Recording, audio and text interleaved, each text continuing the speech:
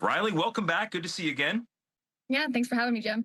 When I see you in the catacombs of the Capitol right now, it means that there's a lot still going on. Let's talk about what got us to this point, because this talk of clawing this money back, this has been on the table, but it's been a matter of senators wanting provisions, wanting exemptions, and that's why it's taken this point. Right, exactly. So it's been a busy week up here with rescissions, which again is exactly why I'm in this Capitol Hill phone booth. The big sticking points on this rescissions bill, which is again codifying DOGE cuts, has been public media funding and HIV/AIDS funding, international aid funding, known as PEPFAR. So this Yeah. bill was in the Senate. The Senate has been considering it all week. They ultimately passed that in the wee hours of last night. What they did was they took out all the provisions that were taking money from that important HIV/AIDS provision known as PEPFAR. So that's no longer a piece of this bill. That was something that a lot of moderate senators, didn't want to touch. And it's now actually a lot easier for House members to swallow this bill and move it forward. So it looks like it's on a bit of a glide path to passing.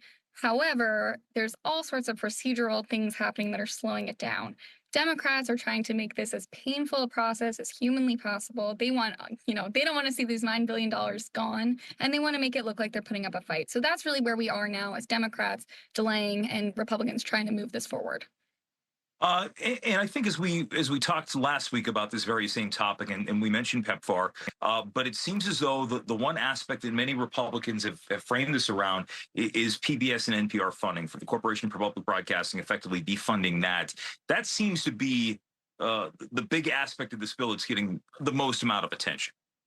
Yeah, it's a huge part of this bill. I was just talking to Nevada Congressman Mark Amodei. He voted no on the House version of this bill, I don't know, about a month, 6 weeks ago. And his real hangup was on this public broadcasting money. And his concern was he represents a rural part of Nevada. He wants to make sure his constituents are getting really critical news. And that's, a really important topic, especially given some of the natural disasters that have happened around the country and people needing access to warning systems. So this is definitely a really controversial topic and one that people are continuing to talk about. That said, it does look like the votes are there and that this is going to move forward. And I'm glad you mentioned that, just about the rural aspect, because South Dakota Senator Mike Rounds was able to guarantee some funding for some rural radio stations in South Dakota on Native American reservations, especially that benefited from CPB money. So they'll get it from somewhere else, and that won't be affected by all this. I want to talk about something that you have in notice right now. And normally when we have these talks about these big spending bills, the House Freedom Caucus is always the thorn in the side of leadership, whether or not the Republicans are in the majority or minority. In a piece out just today, their influence, as you report, is greatly curtailed, as we learned this time around. Yes, definitely. And they're really on the nerves of a lot of other House Republicans at this point. Yeah, the Freedom Caucus, they had concerns about the One Big Beautiful Bill right up until the bitter end. A lot of them said that they were not going to vote for this. They called it everything from Frankenstein to a travesty to one congressman said it was mortgaging our future. And then they ultimately backed the bill. So other members of Congress, Republican members of Congress, are looking at this and saying, well, you just undermined our final product by criticizing it so widely just to get on board in the end. So what's the end game? What's going on? This is incredibly frustrating. Is it just for media attention? Is it for President Trump's attention? So it's causing this controversy within House Republicans.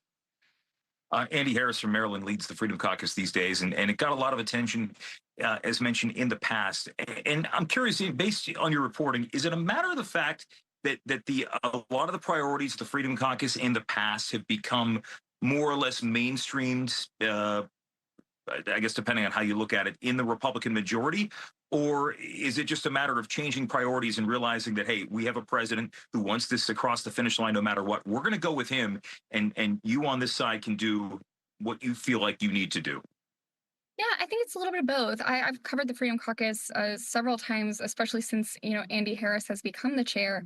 And I think when I did a story back in November or December, as he was just taking the reins, his point to me was, we are President Donald Trump's biggest champions, and we're going to push this conference as far to the right as we possibly can. But his sense is he ultimately wants to get to yes, and he's gonna.